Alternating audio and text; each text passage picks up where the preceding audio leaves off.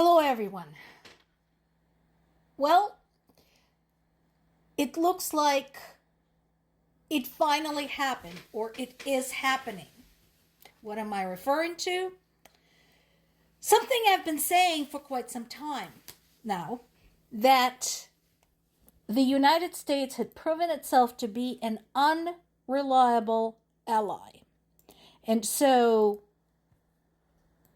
I said in the past that the rest of the world simply cannot afford to live from one US election to the next, to the next, to the next, and hope it all works out.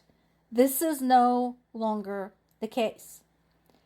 For the longest time, since World War II, America was seen as the leader of the free world, as a trusted friend, but not anymore. And so I'm sure you're already seeing the news about European nations, NATO members, pulling together to push back against the Trump administration, particularly the claims about Greenland. But in another portion of international politics, they're also moving ahead without the United States when it comes to the war in Ukraine, and good for them. So, Britain is working to help Ukraine develop a long-distance ballistic missile. The name of the missile is Nightfall. It could carry a 440-pound warhead to a range of more than 500 kilometers or 310 miles. No, it's not like Russia's nuclear-capable Oreshnik. We're going to talk about Oreshnik in a moment. But you know what? It's sure as hell better than nothing.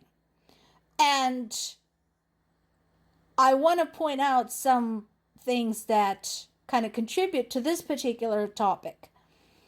When Putin lied about Ukraine attacking his personal residence in Nizhny Novgorod, something that never actually happened, Trump boasted that he was so glad that he didn't give the Tomahawks to Ukraine because, oh, goody goody, what if they used them against his dear friend Putin?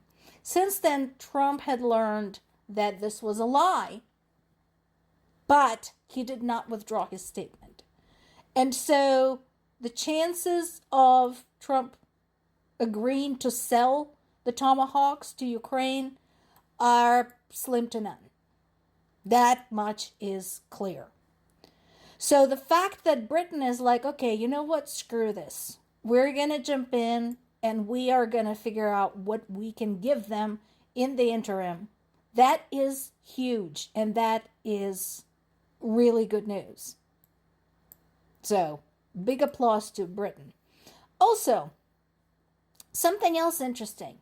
So, while it's true that Oreshnik had caused a lot of destruction, and while it's true that it is a horrible and underhanded thing for Russia to test their new nuclear-capable missile on Ukrainian civilians, something good came out of it.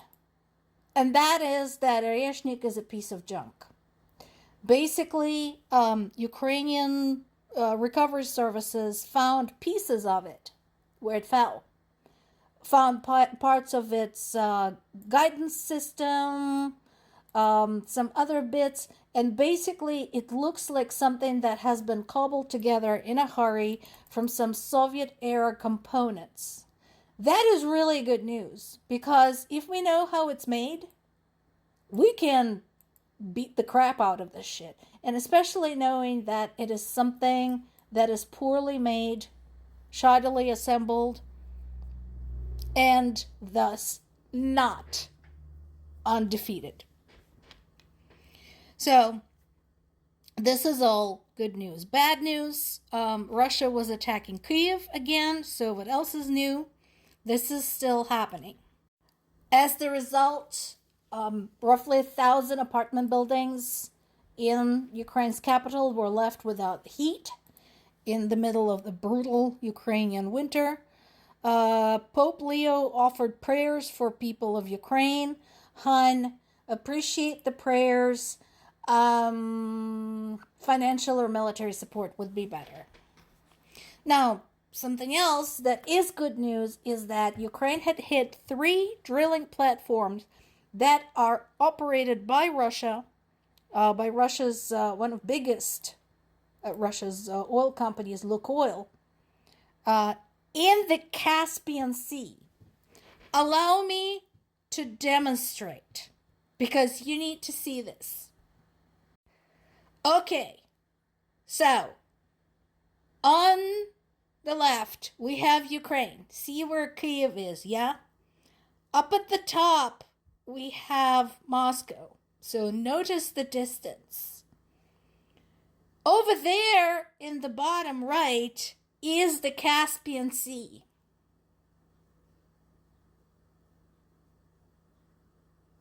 I want you to fully appreciate this picture and the distances involved. Now, this is really good news for several reasons, because that particular region, this is adjacent to Azerbaijan, that is one of the biggest oil deposits available to Russia. And I said this yesterday, that oil has been the lifeblood of this war. And this is where a lot of it comes from. So, the fact that Ukrainian drones were able to pull this off is truly amazing. This is just freaking incredible. Also, I've got some questions yesterday, after yesterday's report, about, the reported strikes on the power grid that affected the city of Belgorod, which is one of the border areas and has been used by Russia as a launching pad into Ukraine. Well, I saw an update today from the mayor of Belgorod. And what they're now saying is that they're not at all sure that the strike came from Ukraine. They're now looking for potentially internal groups or individuals who may have carried this out as an act of sabotage in protest against Russia's invasion of Ukraine. More to come.